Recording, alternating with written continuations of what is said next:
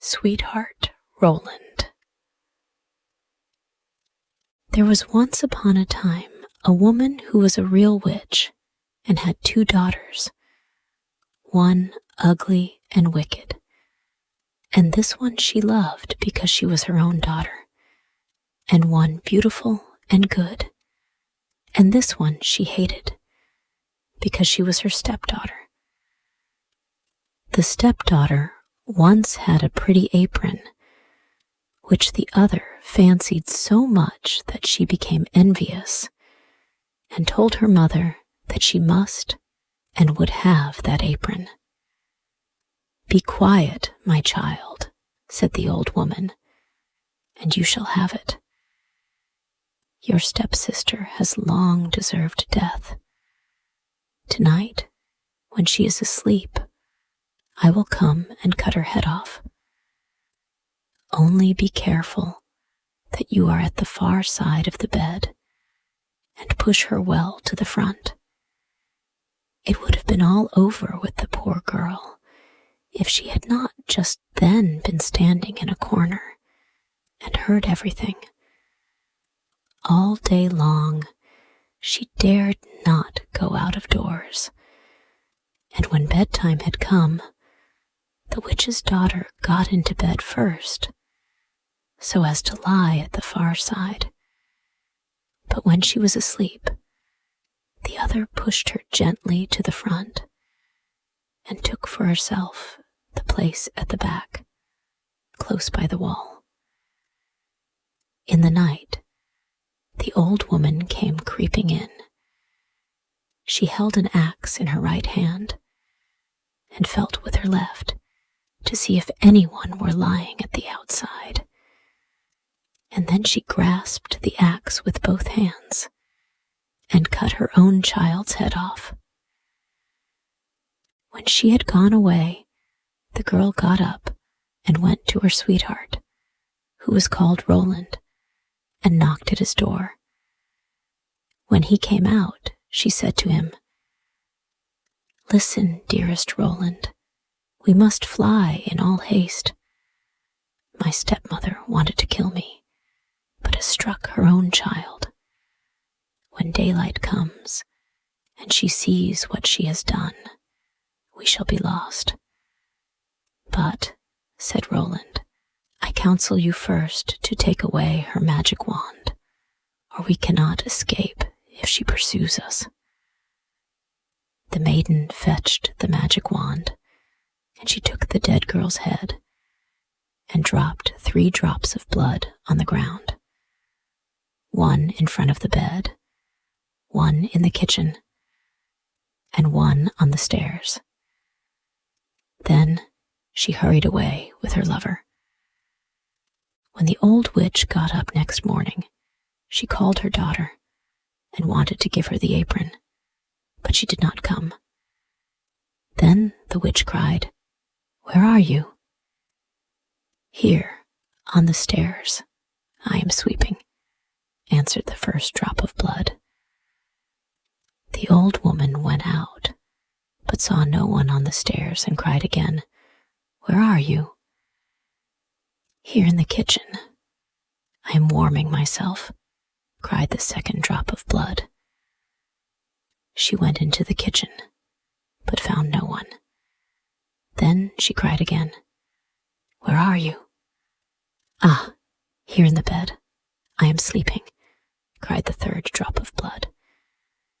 She went into the room to the bed. What did she see there? Her own child, whose head she had cut off, bathed in her blood. The witch fell into a passion, sprang to the window, and as she could look forth quite far into the world, she perceived her stepdaughter hurrying away with her sweetheart Roland. "That shall not help you," cried she. "Even if you have got a long way off, you shall still not escape me."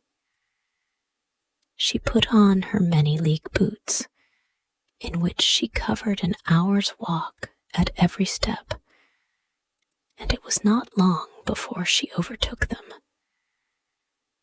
The girl, however, when she saw the old woman striding towards her, changed with her magic wand, her sweetheart Roland into a lake, and herself into a duck swimming in the middle of it. The witch placed herself on the shore, threw breadcrumbs in, and went to endless trouble to entice the duck. But the duck did not let herself be enticed, and the old woman had to go home at night as she had come.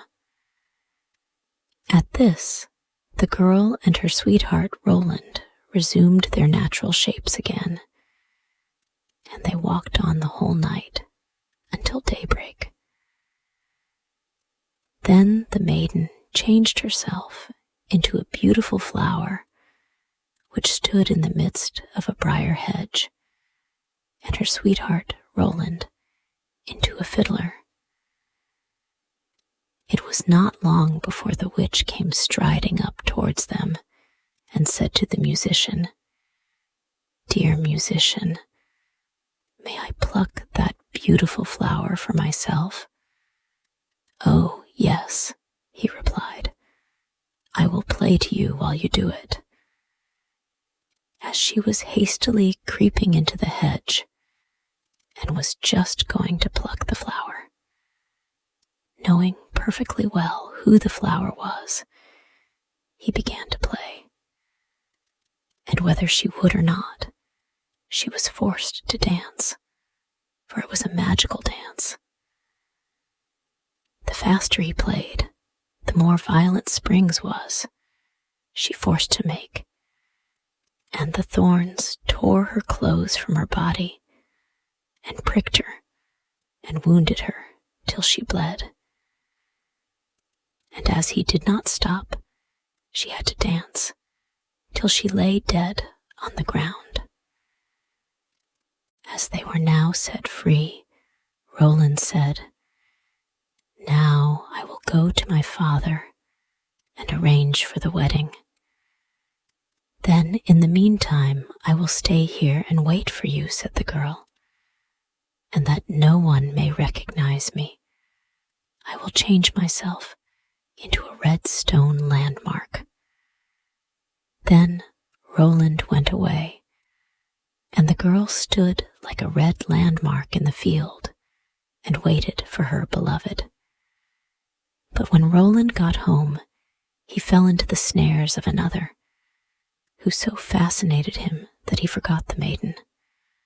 The poor girl remained there a long time, but at length, as he did not return at all, she was sad and changed herself into a flower and thought, "Someone will surely come this way and trample me down." It befell, however, that a shepherd kept his sheep in the field and saw the flower, and as it was so pretty, plucked it, took it with him, and laid it away in his chest. From that time forth, strange things happened in the shepherd's house. When he arose in the morning, all the work was already done. The room was swept, the table and benches cleaned, the fire in the hearth was lighted, and the water was fetched. And at noon, when he came home, the table was laid, and a good dinner served. He could not conceive how this came to pass, for he never saw a human being in his house, and no one could have concealed himself in it. He was certainly pleased with this good attendance, but still at last he was so afraid that he went to a wise woman and asked for her advice. The wise woman said, "There is some enchantment behind it. Listen very early some morning if anything is moving in the room, and if you see anything, no matter what it is, throw a white cloth over it, and then the magic will be stopped." The shepherd did as she bade him, and next morning, just as day dawned, he saw the chest open and the flower come out. Swiftly he sprang towards it and threw a white cloth over it. Instantly, the transformation came to an end, and a beautiful girl stood before him, who admitted to him that she had been the flower, and that up to this time she had attended to his housekeeping. She told him her story, and as she pleased him, he asked her if she would marry him, but she answered, no, for she wanted to remain faithful to her sweetheart Roland, although he had deserted her. Nevertheless, she promised not to go away, but to continue keeping house for the shepherd. And now the time drew near when Roland's wedding was to be celebrated. And then, according to an old custom in the country, it was announced that all the girls were to be present at it and sing in honor of the bridal pair.